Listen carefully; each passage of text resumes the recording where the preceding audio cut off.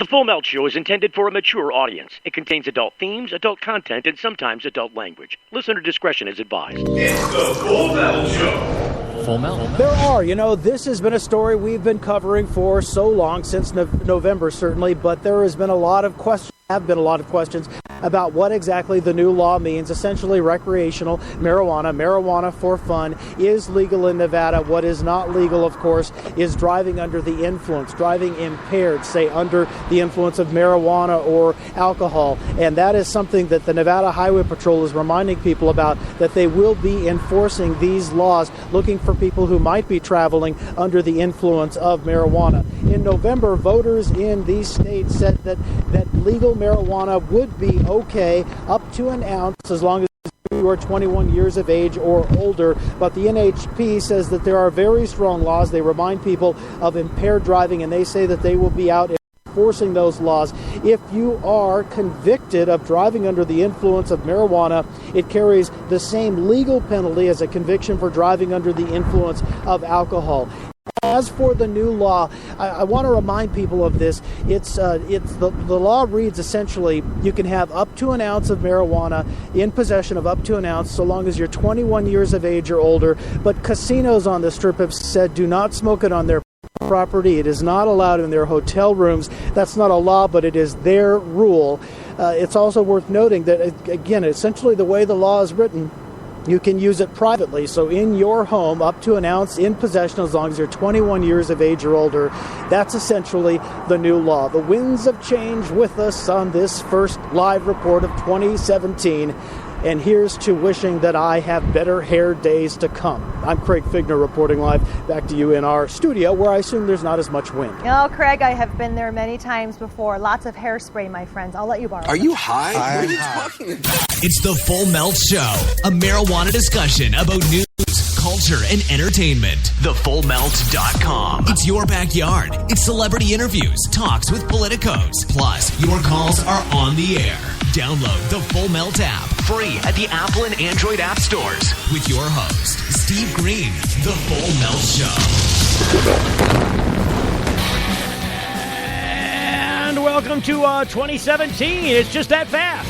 Bingo bango, here we are. Up out of nowhere. And got this forever long lead in. I've got to edit the lead in so it's not quite so long. The music is I want to introduce our co-host on the show, or I don't know what you how would you oh boy, I've still got the music. I can't even ask. There's something going on with the audio too. It's like what's going on, Wendy? How would you characterize? That's what I tried. I'm a co-conspirator, I guess. You're a co-conspirator. Ooh, I like that. Ooh. I like the way you put that. So are we co-conspire? It's a Hollyweed, Jollyweed Christmas? In case you're drinking beer? It's a new year. It's a new year. No, the Hollyweed, Jollyweed Christmas. Oh, okay. Never mind. It's, yeah. Well, there's... You said it was New Year on your Facebook. It says Hollywood, Jollywood, New Year. Well, it is a new year, but I mean, just, it's the song. You don't get the song thing? You don't have the song tie yet? Oh. It's weird when I do that. So, are we, is this thing on? I'm just making... Yeah, I think our audio's fried because I can hear myself bouncing off in the background. I don't want to know how you can hear, because whatever you hear, it doesn't matter, because everybody else hears something different. So what you hear doesn't matter, unless you can't hear us at all. It just keeps breaking up, and I keep hearing myself. No, I don't want to hear about it.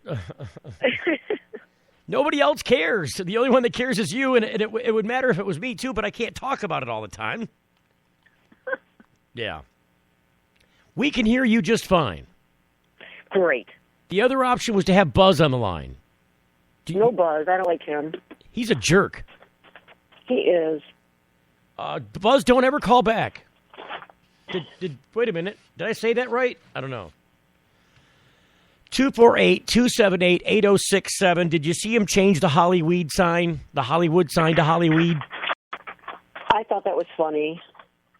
I guess that's the kind of thing I would have done if, I was maybe the kids, the new kids in town that are trying to pledge to the fraternity. Yeah. I'd probably haze them on that one. All right. So you really want to be in the fraternity bad, right? Oh, yeah, man, we got to be in the fraternity. All the hot chicks hang out with the fraternity guys. All right, so here's what you got to be willing to do. Oh, no, man, we're not sucking dick. We're not doing all that. No, you ain't got to do that. What you got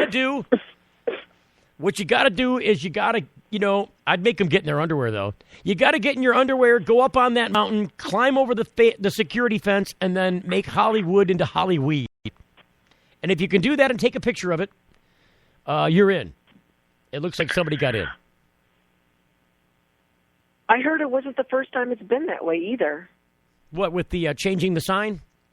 Yeah, it's been Hollyweed before. Have they made it a Hollyweed before? Yep, that's what the article said. And I think they did it for a movie, too, like in 76, they said. Well, yeah, but the movie thing doesn't count because it's kind of Hollywood putting out a... Another prankster did it. Another prankster did it before. Right, but you stopped and you said, oh, well, that Hollywood did it too because they made a movie, and I was starting to talk about that. You're like, yeah, but that doesn't count because...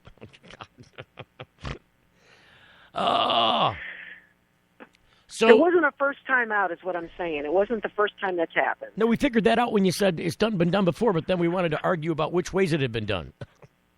Okay. One way it was done by pranksters, the other way it was done by Hollywood, which isn't so prankstery. But it's been twice by pranksters now, is what I'm trying to say. You got the that. prankster's done it, plus, so it's 2 times prankster, 1 time Hollywood. Got that figured out. Let me see here, where are we at? There's something popping up on me. I'm getting pop-ups. Pop-ups. There it is. I'm trying to get rid of the Skype because it's interfering with, it's trying to interfere with the show. The Skype is.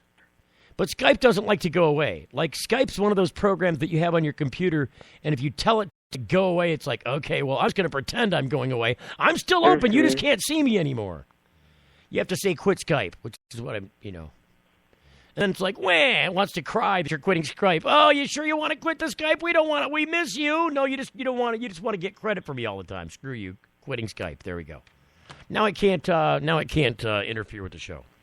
I think that was what was getting you the earlier. Like when you were talking to R2-D2 or something. I was going to do it on purpose, just to pretend it was still happening. But it is happening. I can still hear myself. No, what you got to do is you got to find a way to get the buttons like I got. Oh, I can't have the same buttons as you have. I didn't say the same buttons. I said you got to have buttons like I got. And then, I don't have those buttons. That's what I'm saying. You got to get some because then you have the buttons, and then if you want to play a trick on me, you can make me think that something's going on when it's really not going on. Oh, okay.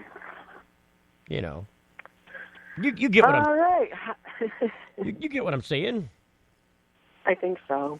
I don't. All right. Well, it looks like we're going to break. And not a moment too soon. We're talking today about all the new fantabulous stuff that's happening. What's your New Year's resolution? Do you have a New Year's resolution in the cannabis community? Because I know what mine is. I'm not going to tell you what it is. I don't know. And do cannabis New Year's resolutions get made, and do they get kept? I don't know. That and some news coming up after this break. Hang on. You're getting the full melt. Your pets aren't just animals, they're members of your family. That's why we are excitedly wagging our tail about our hemp-based product that caters specifically to your best friend. Hemp oil drops are great for aging as well as active dogs and cats, and really, all kinds of pets. Hemp oil drops are made from virgin, cold-pressed organic hemp oil. Our extraction process ensures the highest quality oil for your pet, with superior taste, smell, and nutrition. We hold ourselves to the highest standards, never using heat, chemicals, or preservatives in making our hemp oil products for pets.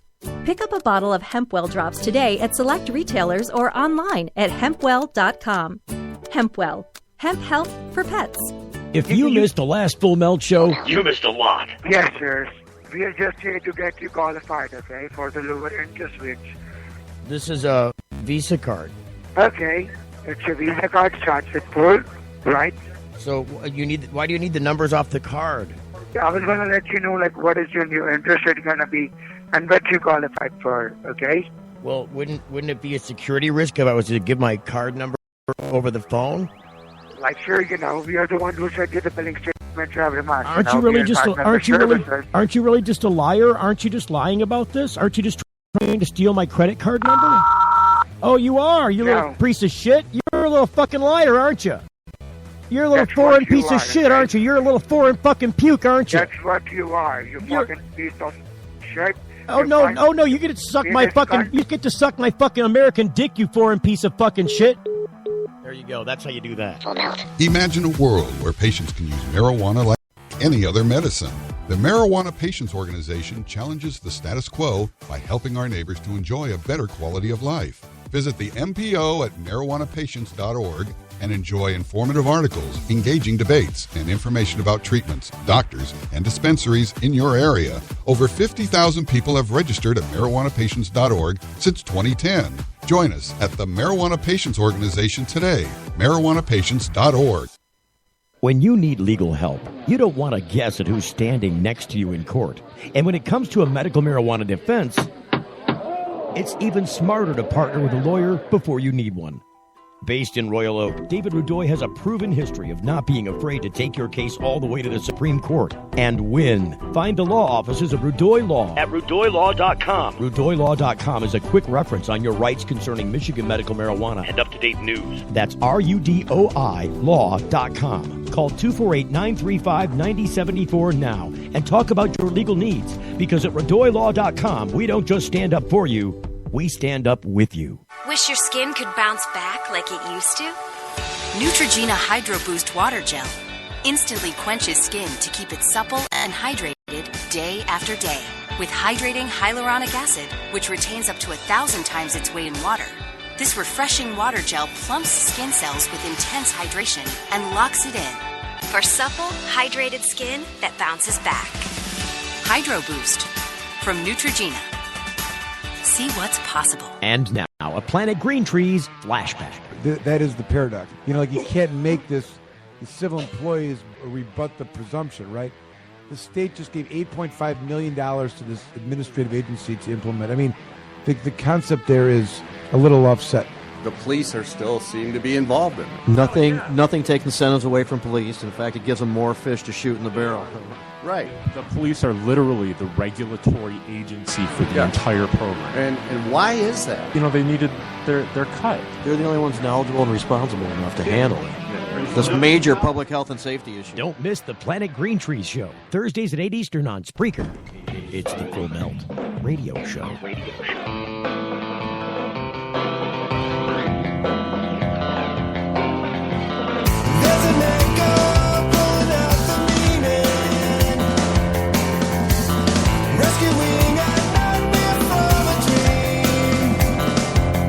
And we're back on the 2nd of January, broadcasting from High Mountain of Marijuana, somewhere in the sticks in Michigan.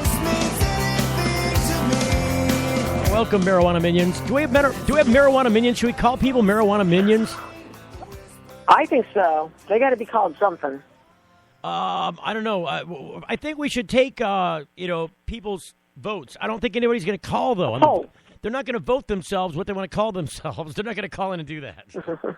Like I would. I'd be like, oh, you got to call me, King Marijuana, or you got to call me, I don't know. I'd come up with some cool name. All right, let's put it out there for the people to come up with something then. I want to talk about some stuff, but I'm kind of bored with it. Like, all the stuff that's in the news is all the same stuff. Like, it's all the past 20 shows you've just wanted to call Marijuana 2017, because that's all that's like everything's what it's about.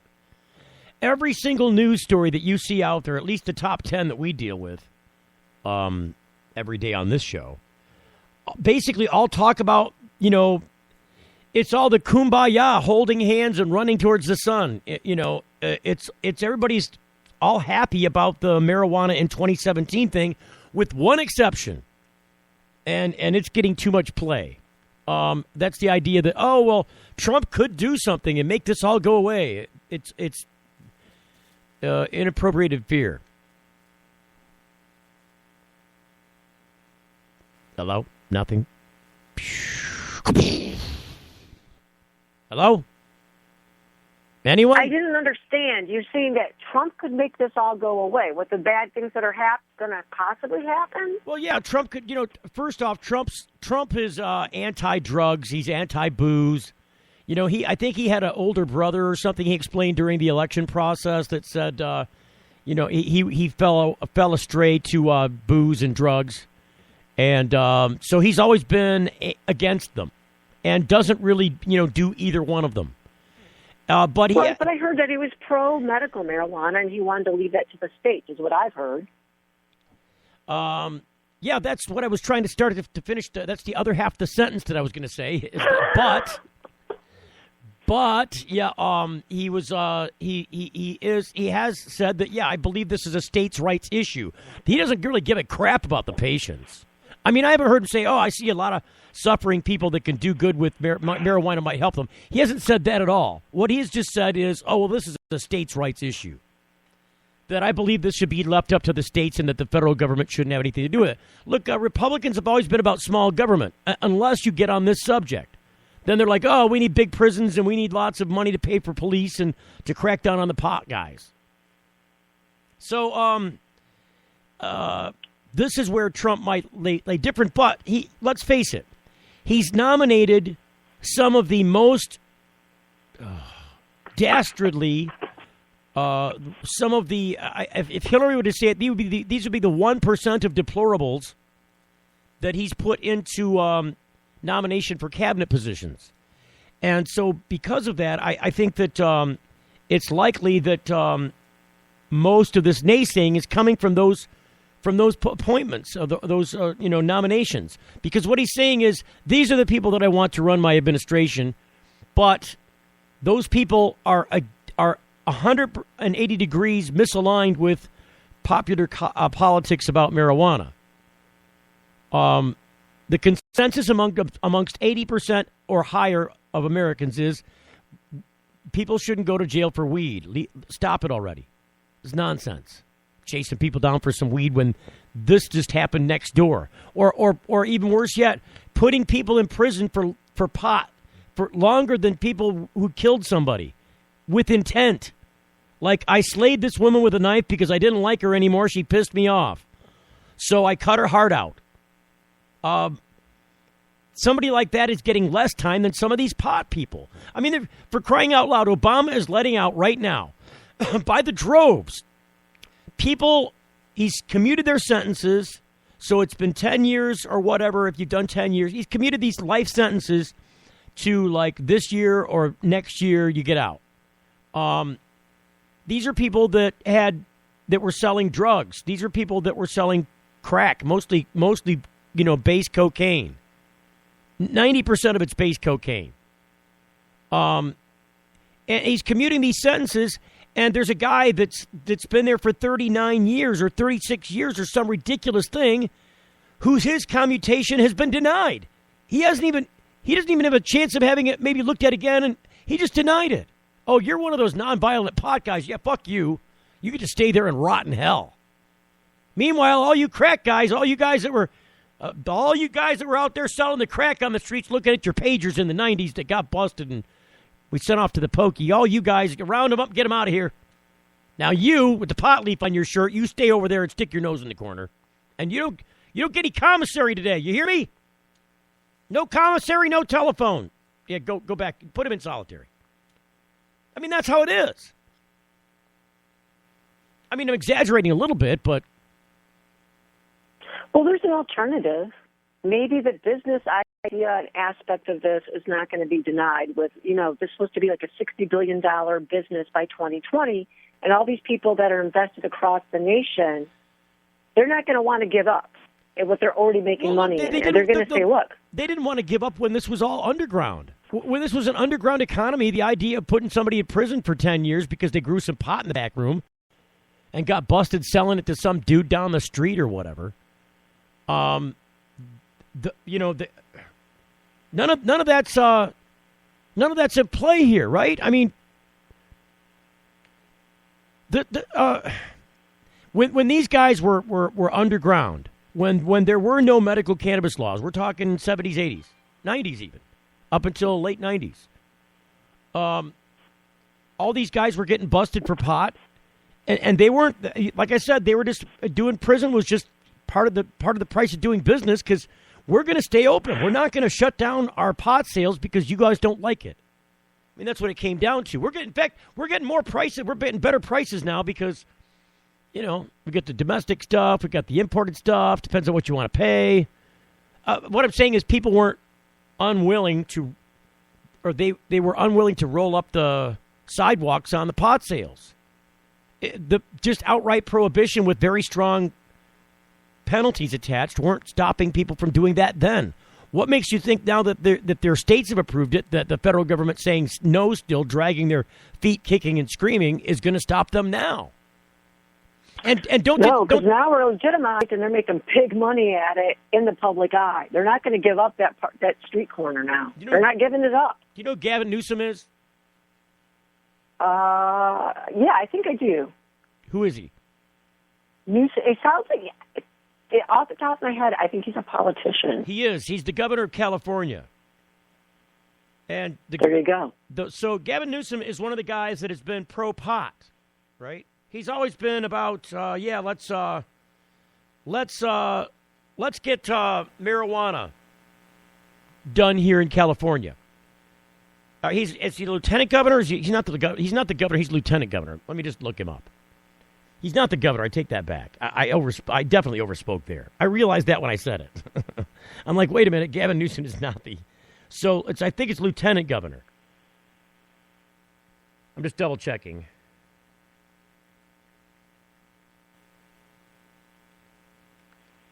Yeah, it is. He's governor, running for governor. Yeah, it's Gavin Newsom. He is running for governor, but he's currently the lieutenant governor. Yeah. So I had to correct myself and double check because, I'm like, wait a minute, he's not the actual governor. In any event, he is. I don't see somebody like him, or especially if he runs for governor and gets elected, because I think he's going to. This guy's very likable. This guy's one of the most likable guys I've seen since President Clinton was, running for office, because he was very charming. He got a little surly in his later years. Oh, I'm not president anymore, blah, blah, blah, Monica. He got a little surly later on, but I don't blame him. If everybody was still pointing their darts at me and I just saved this country a whole bunch of, despair from the Bushes and the Reagans, going forward, I just created a huge surplus and handed you a steaming economy that's just booming along. He did all this, and then still people were like, "Oh, Monica, it's the oral office." Whitewater, and it just goes on. And it followed right into Clinton. They had to, change all that poison into Mrs. Clinton, and whatever. But I'm just saying, I'd be kind of bug-eyed and surly if I was him too. Look, I just did a whole bunch of favors for you guys, and you guys still want to point darts at me. I'm making hundreds of thousands of dollars now doing interviews and public speaking, so screw y'all. And so he's been out there with an open mouth. I'm glad that the one guy that deserves to keep his yapper shut is Bush. Bush is still keeping his yapper shut, and I'm glad. He has no one writing his words for him now. Well, because, he was even stupid when he was, he sounded stupid even reading the words that were written for him. He still sounded dumb as a rock. And I can imagine that he would definitely look like he was standing in front of either a funny farm or a home for people with, who are less able. Well, what about some positive news? I just ran into some positive cannabis news that I think I just ran into it like 15 minutes ago, and that is that the WHO, the World Health Organization, not the group, okay, they're taking the first steps to reschedule medical marijuana under international law. That could be a really big thing. I don't know. I mean, of course it would be, but they're taking the first steps, so that's a positive thing. Yeah, but it's not really news, though. I mean, it's not. It's not. It They're just taking the first steps. When did that come out? It happened. These aren't really the first steps. The first steps were back at the United Nations when they voted this, months back. You know that the United Nations took this under their. This whole thing has been up for a vote there, right? You know that. The WHO is just following suit with what the UN did. That's why I'm saying it's not really news. They're just doing the same thing. They're just kind of go along with that groove. They said they're going to have a special session to discuss it in the next 18 months. In fact, this might even be, this might even be something that the United Nations pointed at them to do. Look, the WHO needs to take this under advisement and start looking at this more seriously. So this may have even been scheduled by the stuff that has been voted on at the UN level. But, I hate even looking at the UN because, first off, do you understand that the current administration is looking at defunding the United Nations? Did you hear those threats being made? Yeah. Yes. So, the United Nations is really only in existence so that the United States can have some official position on the world stage. That's really what it comes down to. Look, the United Nations isn't headquartered anyplace else but New York City. There's a reason for that. Nobody else was going to pay the price and house the building and, pay for the administration of it, all the people that run it, all that stuff. It was the United States. Plus all the hookers you got to keep in business, too. I'm just saying that's all being paid for by the people, by our tax dollars. If this was reliant upon any other sole, nobody else was stepping up to create the UN. It's, I think, strictly a puppet of the United States. It gives them an ability to legitimize what they're doing with foreign affairs, foreign policy. This gives them an ability to say, hey, well, the UN says this. Well, you know what? Pretty much nothing happens at the UN without at least the permission of one of the major players, the United States, Russia, and China. Without the cooperation of those guys, and I think Japan is in there too. I don't remember. The U.S., Russia, and China are the big players. They have veto power. So if all of the rest of the world gets together and says this is what the world wants to do, if any one of those three guys doesn't agree, it doesn't happen at the UN level. But what I'm worried about here is the broader picture, especially now that you bring the Russians into this, because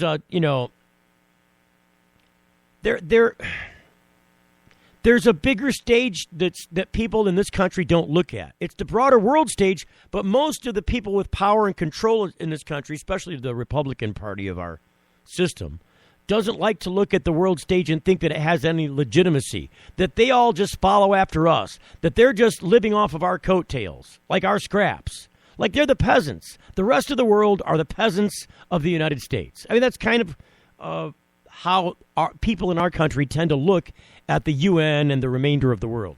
We're the leader, so everybody must be following us, so why are we looking over our shoulder at the rest of them, eating our scraps? I mean, that's kind of how it's looked at.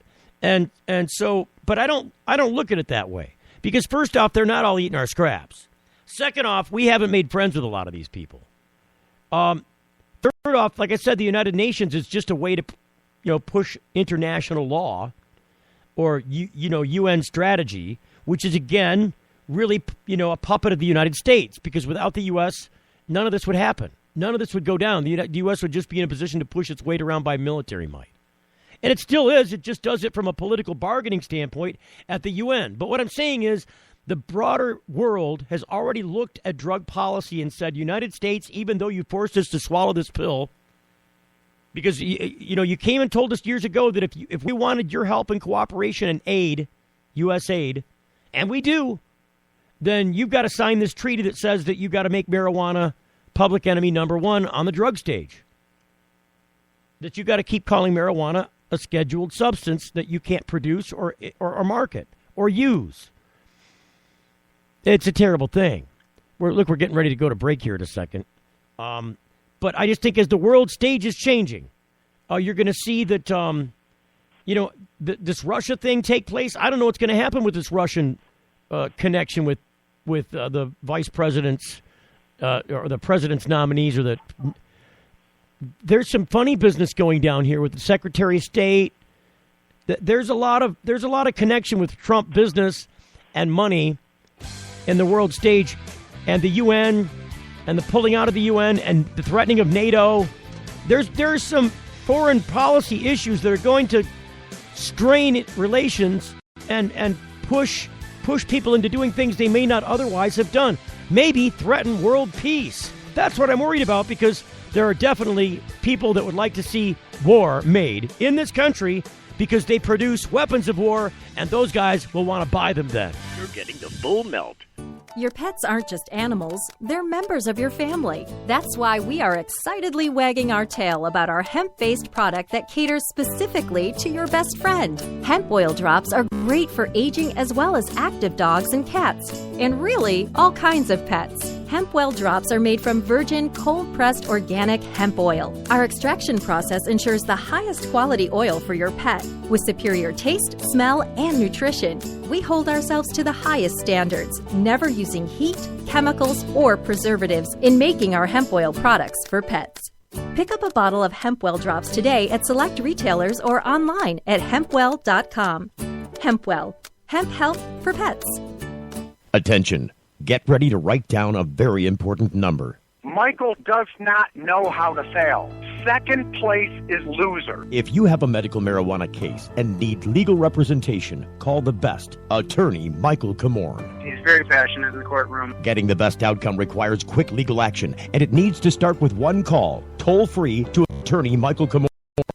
800-656-3557. Write it down. 800-656-3557. Michael Comorn gave us our life back. Attorney Michael Comorn. Vigorous criminal defense. Play-Doh compound can help kids practice communication skills. Start by presenting the visual of the letter or word. Then ask them to mold the Play-Doh compound into the shape of the letters. It's an effective way to foster speech and even writing. Ram trucks are reaching new heights when it comes to capability and efficiency. The Ram Heavy Duty is the most capable full-size pickup on the road today.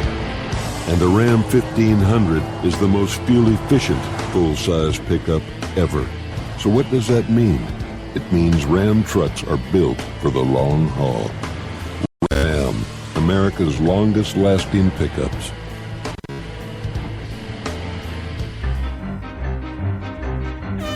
RootMetrics, in the nation's largest independent study, tested wireless performance across the country. Verizon won big with 153 state wins. AT&T got 38, Sprint got 2, and T-Mobile got 0. Verizon also won first in the U.S. for data, call, speed, and reliability. AT&T got text. Stuck on an average network? Join Verizon, and we'll cover your cost to switch. It's the Full Melt Radio Show.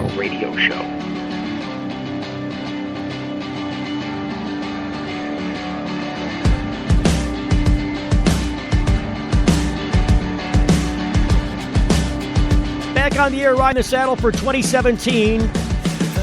Cannabis news and information is what we do here. Entertainment, lifestyle. Got our finger on the pulse of America regarding cannabis. In fact, I would challenge you right now. Eric Owens, by the way, I saw on the Facebook feed during the break, 248-278-8067 if you want to chime in and say something. Please do. With us on the phone is Wendy, as always. Welcome back, Wendy. Are you there? Yeah. Hey, guys. Happy New Year. Happy New Year to you, Wendy. Yeah. We had an awesome time out at our friend's house this weekend. That was a pretty good party. Oh, yeah. And allegedly. Allegedly. What party? What was there a party? Does anybody remember a party? I went to bed this year and woke up next year, and I'm not sure what happened in the middle there.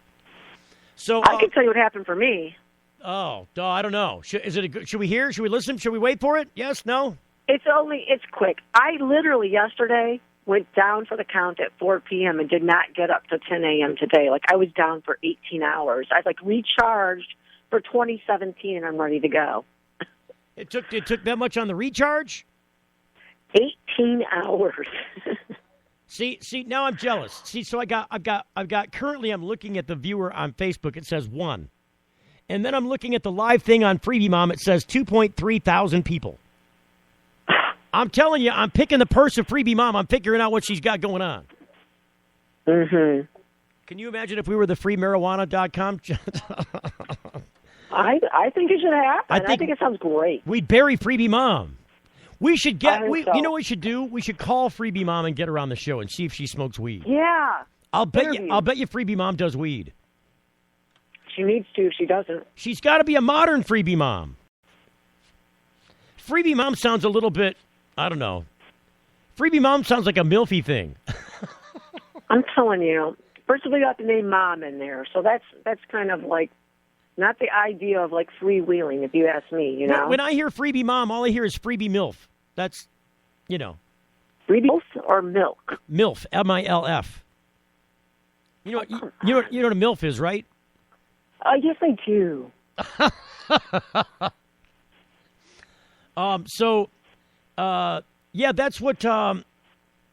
That's what I hear when I hear Freebie Mom. Just for some reason, she sounds kind of slutty. Stinky? Just not. Well, I don't know if she's stinky. She sounds kind of slutty. Kind of. I said kinky. Kinky. Oh, I thought you said stinky. She could be stinky. That could be the kinky part. I don't know. No, that's nasty. If somebody's into stink, that's just gross. Some people like it. I think they are. Some people are like, give me that stink, baby. I want the stink. Show me that stink. Oh, no. Stop. I'm making you gag? I'm just saying, if we go on YouTube and they demonetize us because you said something about stinky, I'm going to be mad. Oh, they won't do that. What they'll do is they'll demonetize us for playing music. That's what they'll do. Oh, well, then let's don't do that. We're not going to play any copyrighted material here without permission. No. Mm-mm. They don't got a fingerprint on the news clips we use, so screw you. Wait till YouTube. Wait till they figure out a way to do that. Mm-mm. Look, in the news organizations, it was pretty much always understood you were allowed to rebroadcast what we did as long as you gave us credit, as long as you weren't trying to say it was your reporting. And that's kind of what we always do here on the front of the show. I always play the ins and the outs. I always let them say their call letters, who they are, where they're reporting from. Look, I'm not trying to pretend we're them. We're just playing what they got going on because it's a glimpse across the world about what's going on in the cannabis world. I think that's proper notation. Like if you were writing a paper, you're giving credit where credit's due. You're not plagiarizing, that sort of thing, I'm worried now. I've turned off our YouTube video feed. I've turned the camera off on the video feed. And the reason is because when I had the camera on, I think it was Workhorse and the CPU here. I think it was saying, oh, no, we can't send out that many video feeds. So that's what's making it go. It's doing that. That's so special. Special. Well, I was listening. I monitored during break the Facebook feed, and it was giving us some stuttering. It was giving us some digital stuttering. You know what we could do? Instead of playing music that's copyrighted or whatever, there's so many people we know that's in the music business. No. Leave the radio part to me, Wendy, please. We're not going to... Why not have people that, we highlight different local artists or whatever? No. Play their clips. No. Answer is no. Leave the radio... I'm going to put this to the audience. Well, you go right ahead, but the answer is still no. I'm going to ask them. We're not going to do that. I'm going to ask the audience. There's a reason that we do pop. I don't want to talk about this on the radio. There's a reason we do what we do the way we do it. Okay. So if we start changing it, all of a sudden we'll turn into the Planet Green Tree show or something. I don't know. Wait. We're close sometimes, though, folks. We're close. No. Look. I come from a place of traditional radio, and part of what traditional radio's got figured out is how certain things get done. The reason things get done a certain way is because people like them that way. And then things are innovated, and people like those things. Yeah, but we don't do things on the in a broadcast way that aren't test marketed.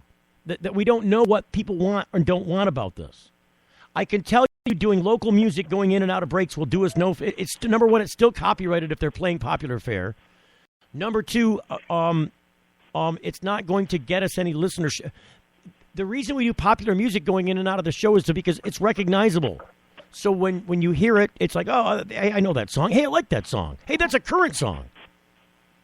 it lets people know that we're fresh, that we're not something from 3 years ago. We couldn't get that from the other thing. Anyway, look, back to, I've defocused completely about this crazy suggestion about how we should do the radio. I wanted to think about the gaming aspect and try and figure out what kind of game, besides, okay, so we've got a trivia game, right? Do we have a name for that contest yet? We did come up with a couple of them. I thought it was like Jollyweed or... No, well, see, no, that's a different game. Because Marijuana Jeopardy would be like the real Jeopardy, but with a marijuana twist. So the categories and the questions or the answers would all be marijuana ones. But the but the right now we have a marijuana trivia game, which we really don't have a name for or a hook on, an angle on. Think about trivia games. Like one is like Who Wants to Be a Millionaire? That's a trivia game, but it's disguised in a different way, you know? Like, there's a lot of different ways to market a trivia game or let's see who ask trivia questions. Let's see who we got on the phone with us. Is this Eric? Yeah, it is. Hey, Eric. This is Eric Owens out. Where are you calling from? Is it South Dakota or North Dakota, Eric? South Dakota. Bismarck, North Dakota area, about 40 miles from the famous Standing Rock Reservation. Okay. So you had a question or a comment?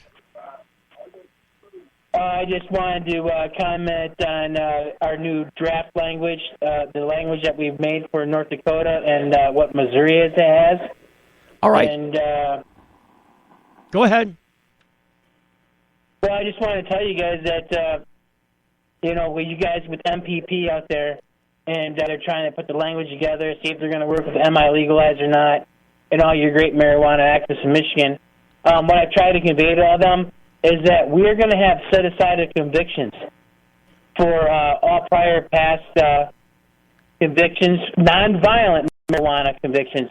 For, as long as there wasn't violence when you sold marijuana or, possessing it, to have that taken off your record, set aside. And right. I just really want you guys out there to know that if they can do it in North Dakota, what I'm doing here, and I'm from Michigan, and they're doing it in Missouri, they're already done in Oregon, they just did it in California, there is absolutely no reason that they can't come to some sort of solution where they could put that on a ballot proposal for Michigan. Well, in the first place, and I've said it privately, I'll say it now publicly because it's still my position. Even though I think in my heart of hearts, my marijuana friends that are really into the politics of this are like, whoa. I know they're going to say, don't say it, Steve. Don't be a divider, Steve. And so I'll give them that devil's advocate position before I say what I'm going to say, but I still stand by what I'm going to say because I say it for the right reasons. And maybe this will be the linchpin of us with the marijuana issue in states like Michigan where we haven't gotten this done yet. There's really no reason why we shouldn't have been number one in the California position 20 years ago. Honestly. We've still got the same people here trying to do the same thing. But that didn't happen. What I'm saying is that I don't think right now, because, okay, back in 2008 when we started this, if I'm to reel it back a little bit, let's just wind the timeline back. Back in 2008 when they started doing this, or got this done, rather. They started doing it before then. They got it done in 2008. And I was a big promoter of MPP in that process because I wanted MPP to be a part of that because it was a philanthropic effort. It was being funded at that point in time by Peter, what's it, Soros? Peter is the founder of, and he's dead now. God rest his soul. But he's the founder of Progressive Insurance. They're out of Ohio. And so Flo and all that stuff, the progressive box guy that is played by the former Saturday Night Live guy, all that stuff came out of the pocket, still does, of Peter Soros and his foundation and whatever he's left over to run that business. It's still a privately run business, but he used that money, a lot of it, in philanthropic efforts to get marijuana legalization done in many states across this country. And he's done it since then. But see, when Peter died, he left behind the organization because he contributed a lot of the money towards MPP. He was one of the guys that MPP principally relied upon for that money, that seed money, to go and get this done.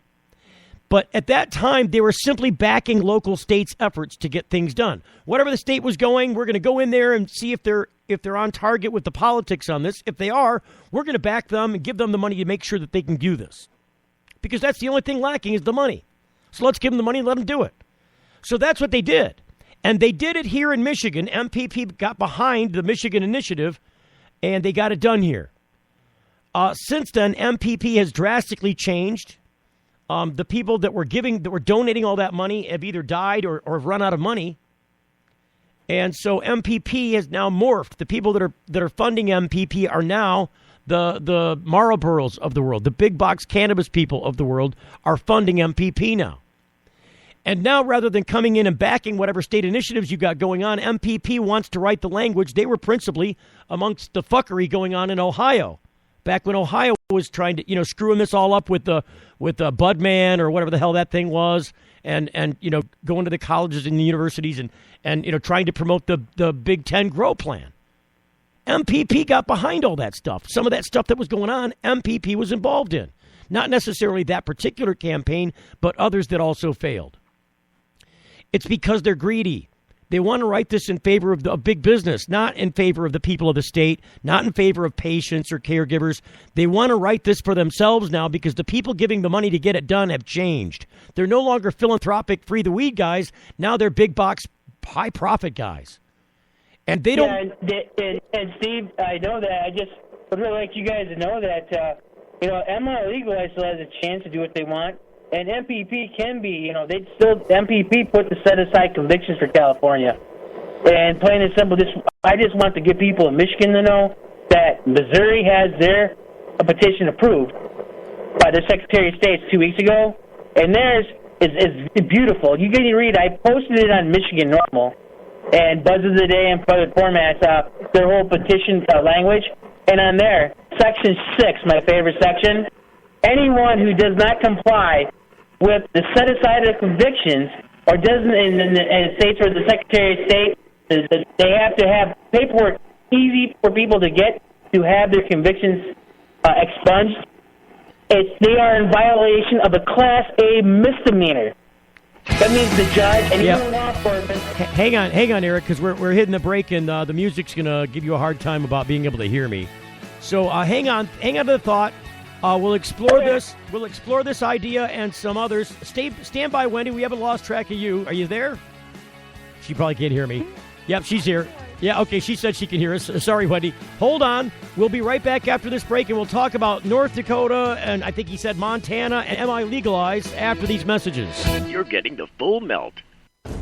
And now, a Planet Green Trees flashback. When do medibles have to be tested too? Is that also part of the caregiver? Nope, that's only for the. Will they have to be tested? It's only for the dispensaries. But there is a new restriction with respect to medibles in that patients can only make them for themselves. Right.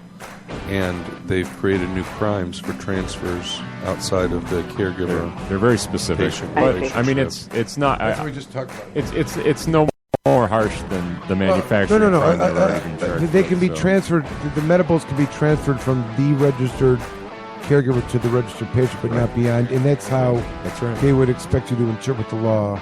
Don't miss the Planet Green Trees Show, Thursdays at 8 Eastern on Spreaker. Promotional consideration provided by NoSmell.com, pioneering the storage market for cannabis users. The NoSmell patented bag technology offers users 100% smell-proof detection from even the most sophisticated of noses. NoSmell.com, so nobody knows. When placing your order for a NoSmell bag, make sure to use discount code FULLMELT and take 10% off the entire order. Learn more about NoSmell technology at NoSmell.com. Don't stop chasing wonder while the day brings up. Here comes the sunrise and we'll see the sunset. Coasting by the ocean with some music, turn it up. We got the whole night, 360 days of this.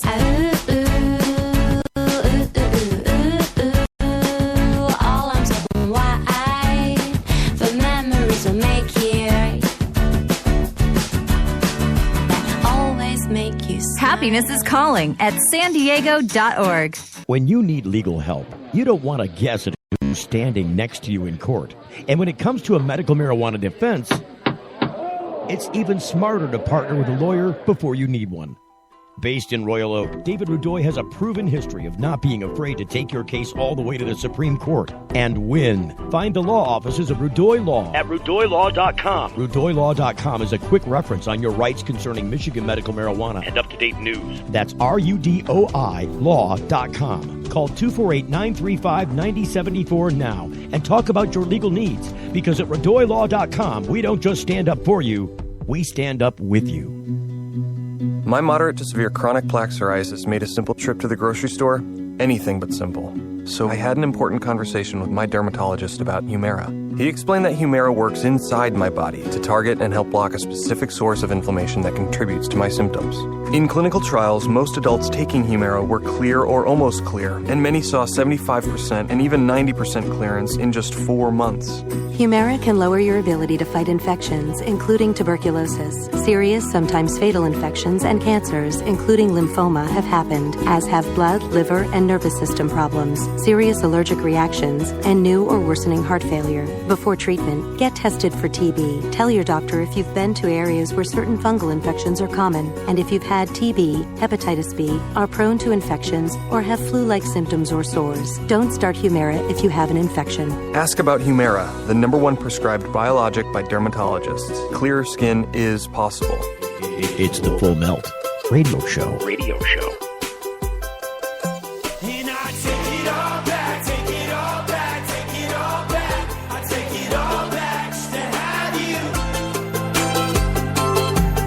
All right, so we're back on the program.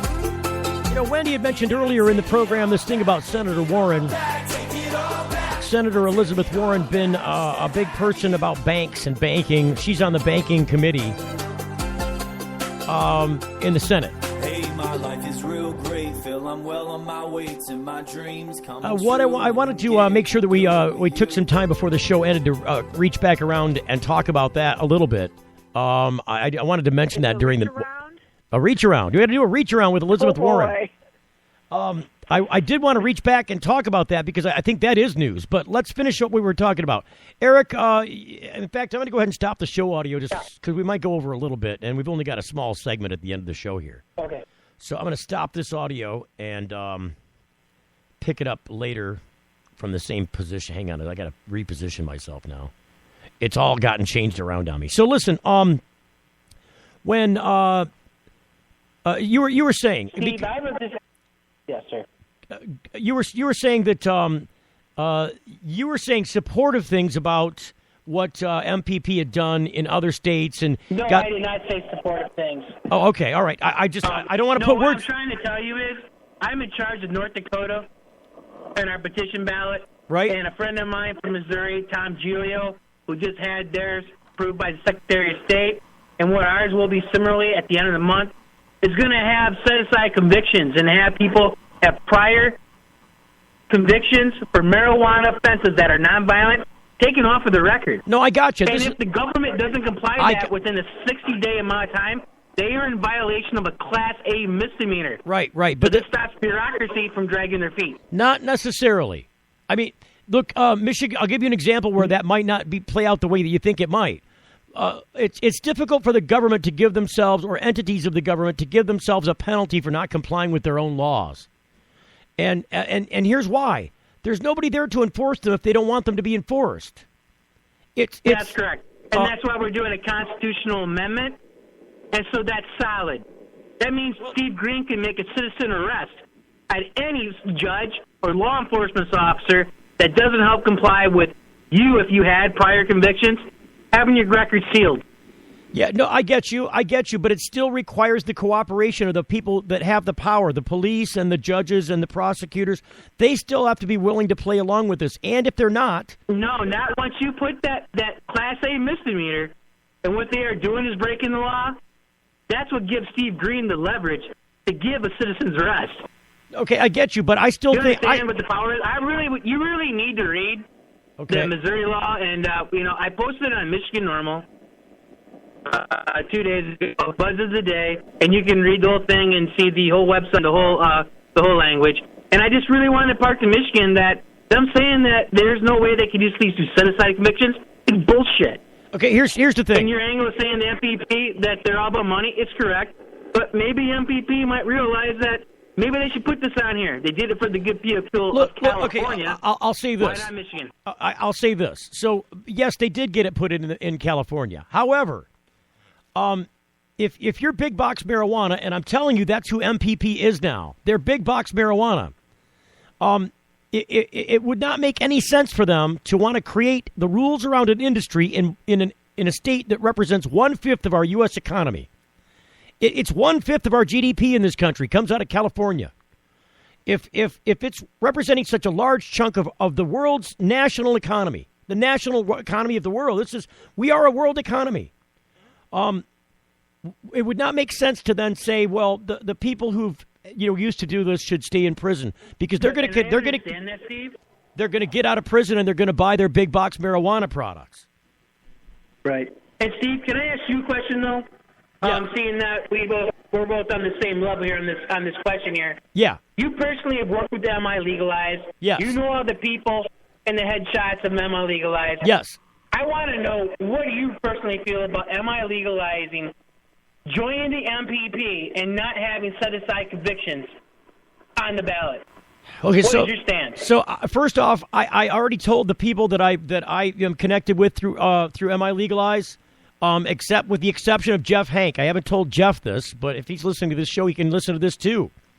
And maybe he wouldn't be happy about me saying this, but I am not for and will not support a marriage between MPP and MI Legalize and help them with that ballot language and petition drive. If indeed the people of this state are not allowed to write the ballot language. MI Legalized should be writing that ballot language and nobody else.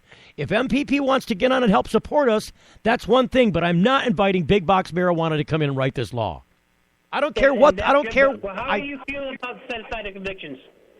Well, I think it's important to set aside convictions because the whole heart of this is that we don't believe that people who believe in a cannabis economy or anything around it, whether you're a medical user, a recreational user, or a grower, or a supplier, or whatever you are connected to it, I don't believe that any of those people are doing anything criminal. I think they're participating in a world economy with commodities, and I don't think jail time should ever be a part of it. So, of course, I think that... So do you think what we are doing in North Dakota and what Missouri has done, Oregon has already done, what California got, do you think it should be on the petition then? If MI Legalized goes on their own, or it should be with MPP? Either way. I think that language should be included in whatever petition gets forwarded forth, whether I support it or not. I would have a lot more support towards it. On the ropes there, Steve. I didn't know. No, don't be nervous. Look, opinions are like assholes. We all got one. But I think I think that some of us are a little more wise with the position, and so I'm very split. I'm very split about this because at the end of the day, and I said it again. I promised I wouldn't say that this year, didn't I, Wendy? I said it again. You've got one pass. I got one pass. I got a free get out of jail card with that That's phrase. It.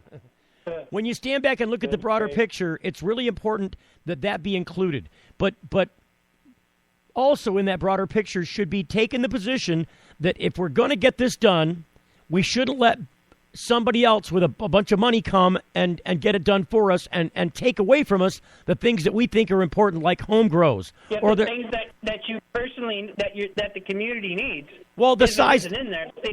It'd be horrible, wouldn't it? Well, here's what I'm concerned about. I have a lot of guys that run grow shops that would completely be closed down if you did away with home grows or cut their sizes. Their worlds would disappear in a heartbeat. Like all that economy would instantly disappear because none of these big producers, the ones that get these big licenses, etc., are going to be going to these grow shops to get their stuff. None of them. But I totally agree. I totally agree with you. And there are literally hundreds of them across the state. Hundreds and hundreds. If you think there are a lot of dispensaries, go count the grow shops. They're at least 50% of the dispensaries in numbers are equaled by grow shops. So if you got 300 dispensaries, you got like 100 grow shops, 150 grow shops. Look, nobody that has a grow wants to drive a huge distance to go get the supplies they need almost routinely. So they're going to be popping up in little places where people need to grow. And if you take their ability to grow away, those grow shops and all of the economy that's created by them disappears. And I'm saying this is like the supplies to the auto industry in this state. If you cut out the suppliers, if you close down the suppliers, or if you have trouble with suppliers, the big three suffers. Their ability to make money and profit goes down the tubes. There's no tie with the growers in this way. Like if you included in the law that they got to buy from the local shops, it just wouldn't work. It's not feasible. I'm saying there's no reason you should be taking the ability of people to grow away from them. Maybe you want to make sure that they're doing it right, that they've got the electric right, that there's that they've done an inspection to make sure that this is done properly, or that kind of thing. Whatever. Maybe needed some building inspection done, that kind of thing. But I don't think you should be taking their right to grow away because you want to preserve your right to profit from them in some store. And I totally agree, Steve. I agree. And if I could just impart one last thing, if that's okay. Please do, Eric. And thank you for calling the show, by the way. And thank you for taking me on. I appreciate that. What we're doing here in North Dakota and what they've already done in Missouri, which we are mirroring. I'm from Michigan, and I have marijuana charges, felony manufacturing distribution from the year 2000. And those charges have haunted my life and just really held me back for things I didn't want. That's what they intended them to do. Exactly. They're doing a good job. It's a form of. Here's what I disagree about all of that. It's a form of permanent punishment. It's a form of saying that you're a lesser class citizen because you have this former conviction attached. None of that should make being marginalized. None of that should make any difference whatsoever if indeed you've paid your debt to society. If you've finished your probation, or if you've gone to prison and come back out, your debt is paid. Yes, your debt is paid, sir. And so, therefore, you should be like any other citizen. But in this country, they want to use your felony conviction as a reason to... I was denied the right in the state of Michigan, my real estate license. Yeah, that's what I'm saying. I took my course, passed my test, I was flagged. I was sent to Lansing. They said, well, you were busted for selling marijuana. I said, in the board of these great people, nine board panel, I said I sold $50 a pot to a guy I thought was my friend, and he didn't want to go to jail for 90 days for possession, so he narked me out. They said, well, you're too dangerous to sell real estate in Michigan. No, what it is... And I lost employment, and I just want to end that bullshit and give people who are working, who go on our straight track, a chance to get employment, a chance to get education, a chance to get licensing to work. Wow, out there in North Dakota, you guys, I think we're talking to you through paper cups and a string, I think, Eric. It's fucking horrible. Well, I'm in a blizzard, so I'm sorry. Oh, okay, that's okay. Well, that kind of explains it. We're getting about another foot today. So, oh, God, I'm glad we're not... I feel bad for them guys down in Standing Rock about 40 miles away from here. Yeah. They're really getting shitted on. They're not out there right now, are they? Didn't they all go back for now? No, there's a hardcore bunch of them, and they're running about 500 to 800 of them out there. And they built a bunch of illegal places out there, shelters, and there's about 500 to 800 of them out there. I'm telling you, just so you know, it's my opinion, and you can come back to this tape and play it back after it happens, and I hope it does not. But I'm telling you right now that there's a stand down coming up there that's going to be at the coming of this new administration. There's going to be a standoff there that is going to equate to a Ruby Ridge type situation. You watch. Oh, absolutely, there will be. This will be. Trump came to this. This will be a catastrophe, and I'm trying to tell people to avoid it. The forces have come to play. This pimple has come to a head out there in North Dakota, and it's going to burst. And when it does, it's going to be very, very ugly. It's going to be fast, and it's going to be deadly, and it's going to be quick. That's my prediction. Donald Trump came to Bismarck. You know, Donald Trump came here. Yeah, I don't want to dive too. He came here and spoke. I don't listen, Eric. Wait a second. I don't want to dive too much into that conversation because it's a whole nother conversation. Yeah. What I do want to say is this about back to the MI legalized thing, because that was the push of your question, and then I want to move on to this other thing that Wendy brought up. It was the set aside of charges. So if you've been convicted, I don't think that they, number one, even under a prohibitionist system, once you're out of the criminal justice system, I don't think that it should run around and haunt you. And here's why. This is a basic principle of social justice. If indeed you're meant to carry this burden the rest of your life because you have a felony conviction of any type, look, in this state you can get a felony conviction for shoplifting. There exists a life imprisonment term for shoplifting above a certain amount over a certain number of times. The minimum thing that you're going to be punished for is life imprisonment for shoplifting. And there are people that commit murder that don't get life in prison on their first offense.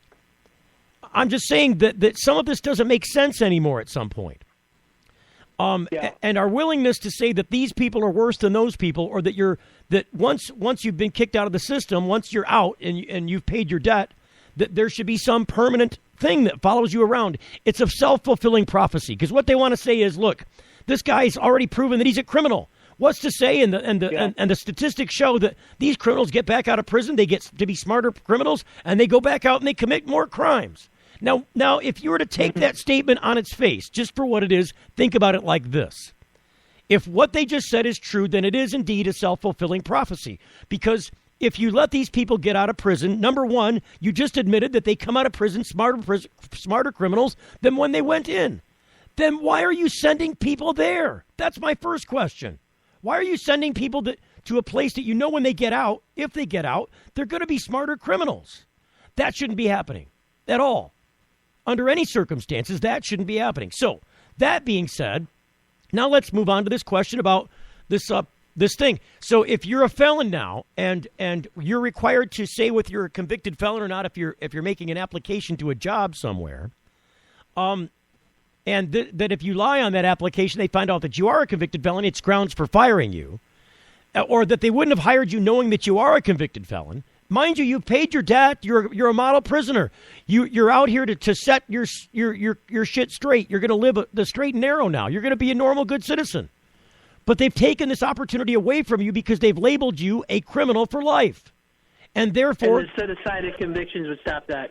I'm just saying that then now you can't get a job. You've got all this. You're financially desperate. You can't pull yourself up and be a better citizen because they precluded you from doing it, and then want to blame the fact that you had marijuana or drugs or any kind of conviction at all as the fault of it all, and it's not.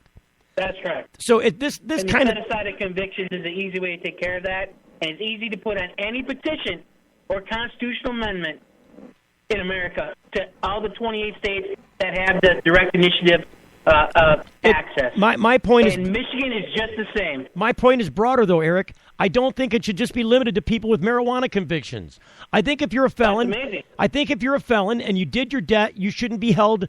You shouldn't be held beyond that. If you want to continue I think you're correct as long as this isn't pedophilia, CSCs and shit. I think you are correct.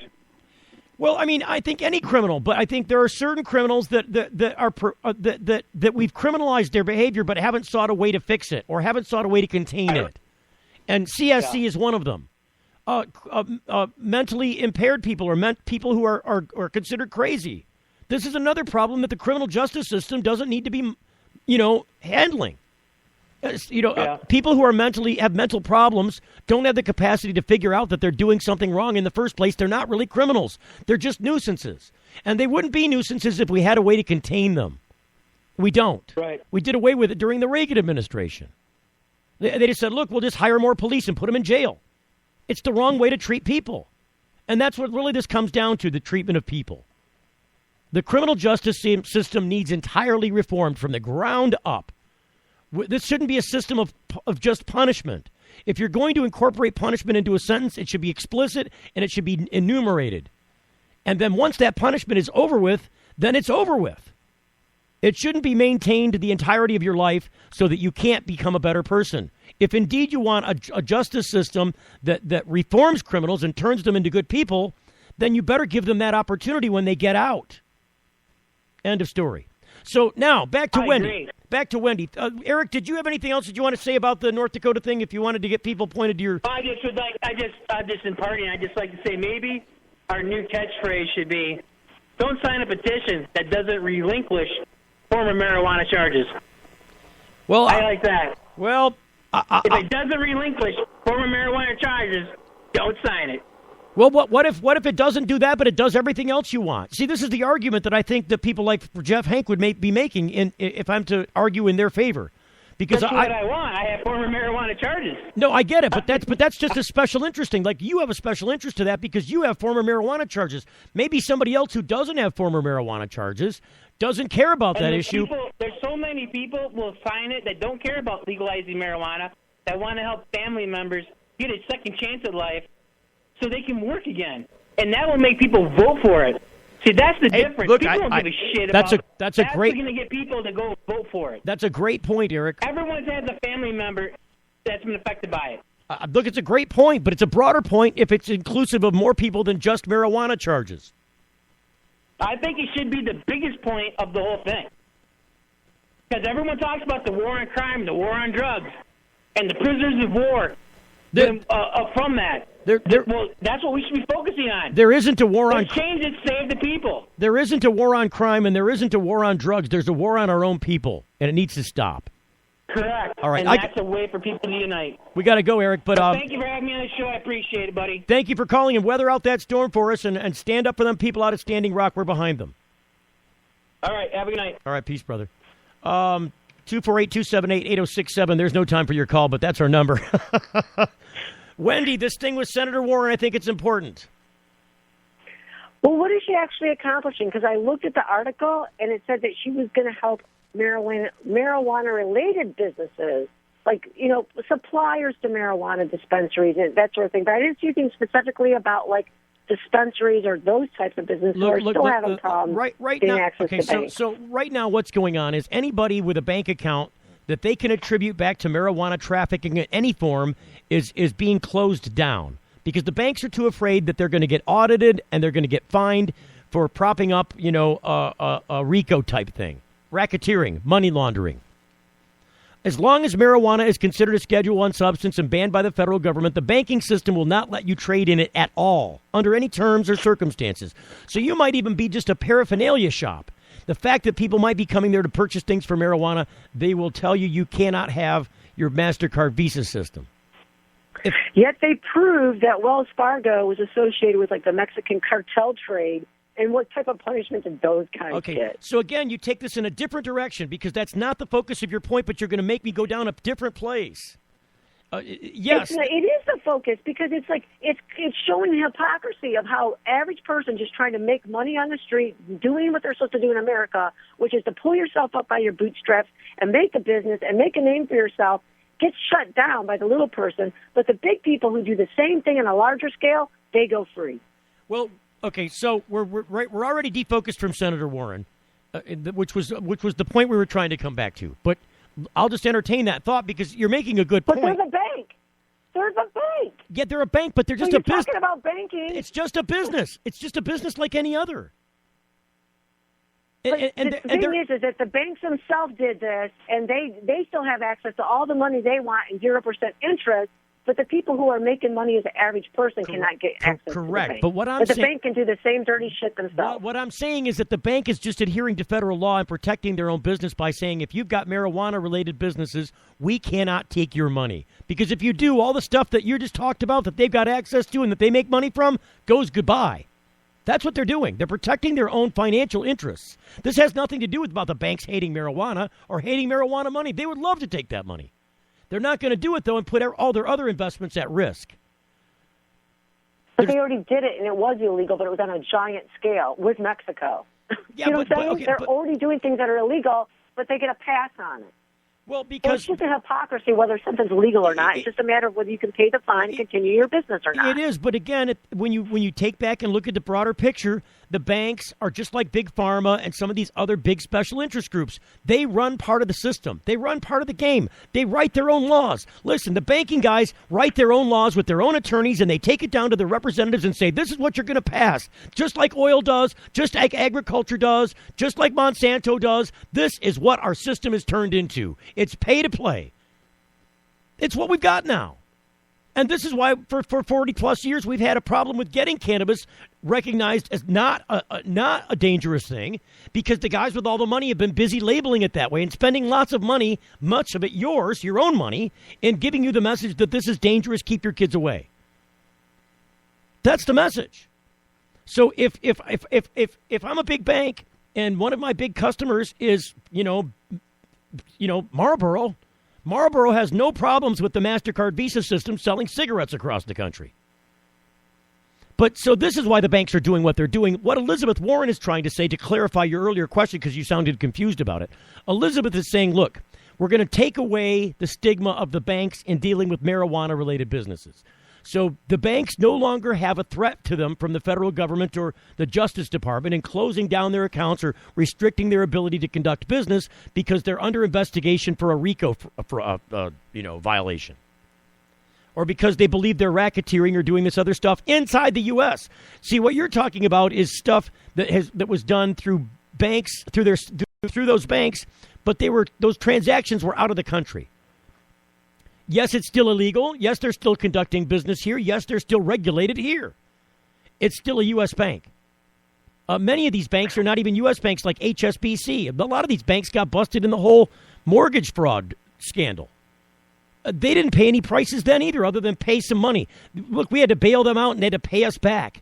Nobody went to prison there. Nobody.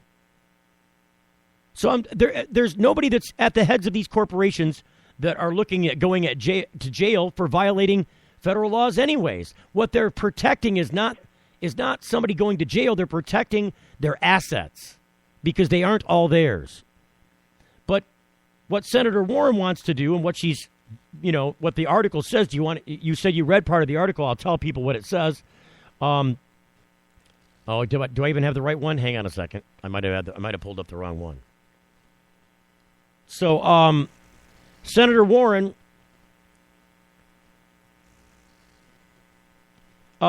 it's part of a wider effort by Warren and others to bring the burgeoning $7 billion marijuana industry in from a fiscal limbo, she said, forces many shops to rely solely on cash, making them tempting targets for criminals. And this is what all the legal states have been complaining about for years, that this is all we need the ability to do our thing without interruption or interference or threat from the banks. We need to be able to use the banks to capture our money so that we're not targets. And instead of doing that, because the federal government said, no, we'll loosen some restrictions, but we're still going to reserve the right to sue people and seize accounts over what we believe is criminal activity. The banks weren't biting. The banks are like, oh, no, we need a bigger guarantee than that. So they still have been closing accounts.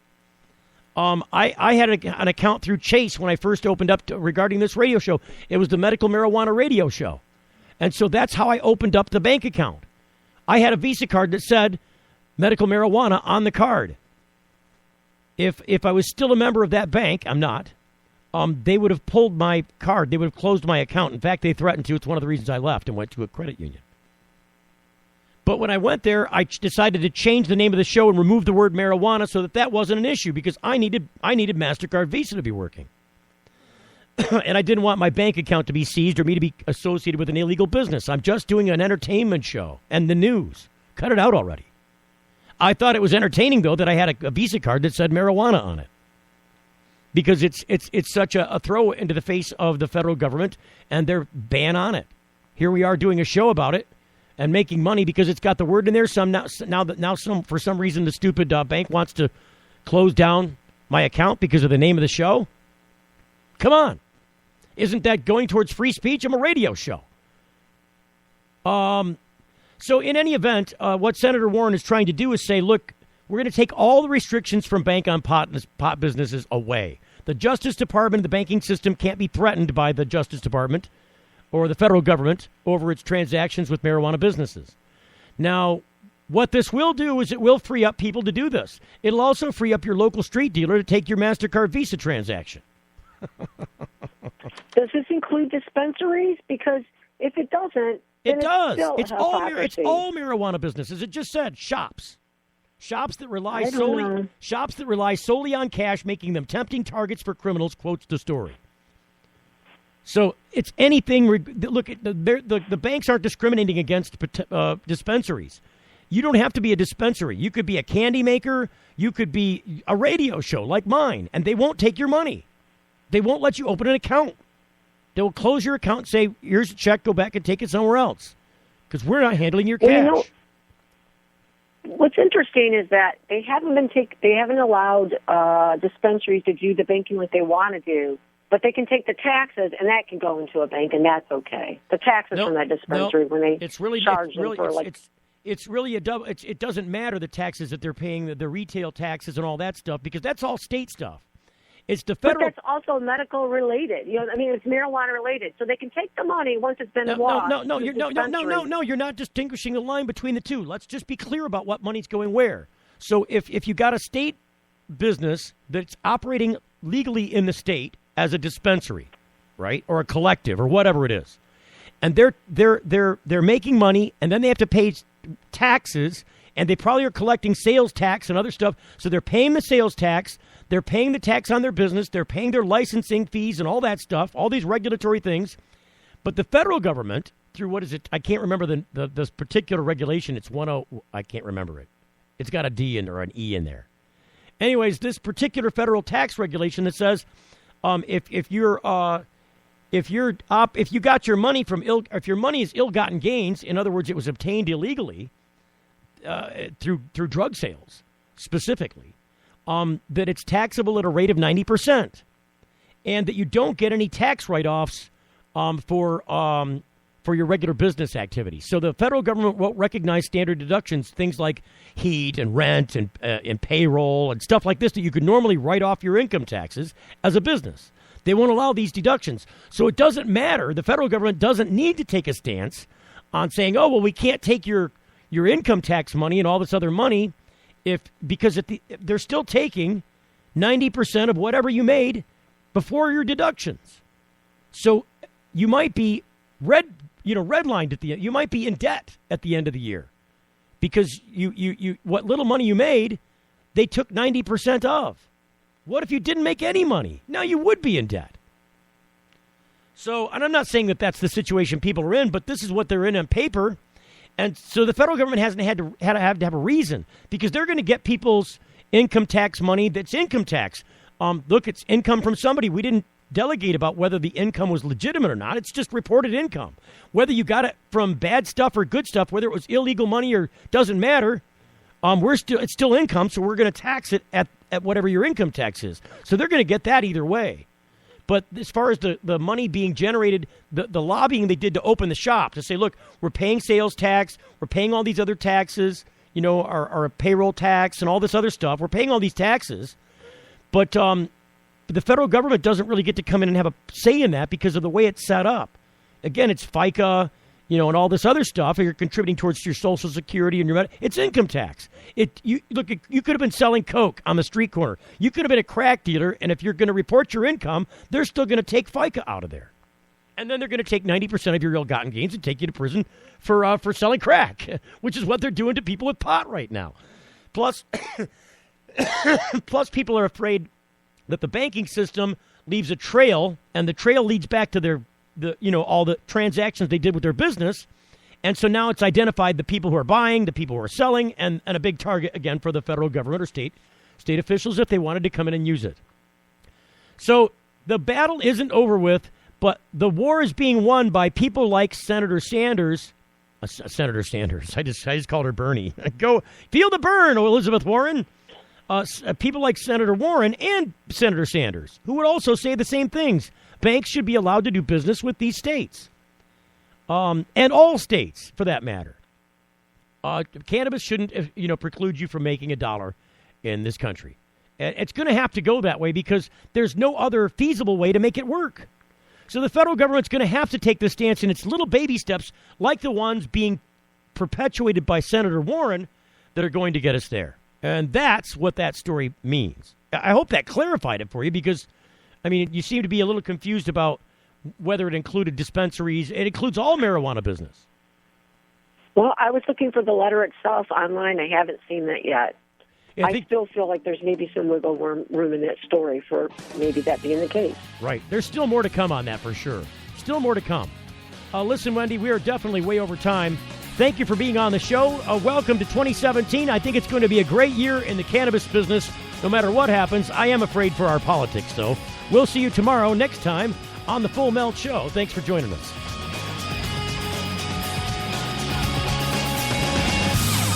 The Full Melt Show is a production of TFM Media.